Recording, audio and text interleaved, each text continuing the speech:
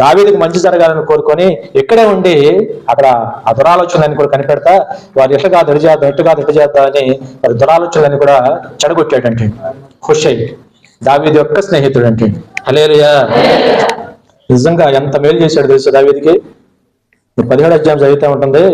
దావీదు మీదకి పన్నాగం బయటకు ప్లాన్ వేసాడు, అహీతోపెలు కుట్రగా వేసాడు. అది నిజంగా సక్సెస్ అయ్యేది, వింటున్నారు వాక్యం, ఆ సక్సెస్ అయ్యేది. కానీ మరి ఒక మాట హుషైని అడిగాడు అబ్షాలోము. ఇట్లా అహీతోపెలు ఒక ఆలోచన చెప్పాడు, ఇది సాగుద్దా, మనం ఇలా వెళ్దామా, మా తండ్రి మీదకి వెళ్తే యుద్ధం చేస్తే గెలుస్తామని అడిగినప్పుడు హుషై ఏమన్నాడంటే, మీ తండ్రి మహాపరాక్రమము కలిగిన వాడు. హల్లెలూయా. అతనితో ఉన్నవారంతా ధైర్యవంతులు, అతనితో ఉన్నవారంతా ధైర్యవంతులు. పైగా ఒక చక్కని మాట చెప్పాడు, సింహము గుండె వంటి వారు, పిల్లలను పోగొట్టుకుని వెలుగు బంటి లాగా రేగిన మనసుతో ఉన్నారు వారు. వెలుగు బంటి పిల్లలను పోగొట్టుకుని ఎట్లా ఉంటుంది, రేగిన మనసుతో ఉండదు, రేగిన మనసుతో నకనకలాడుతున్నారు.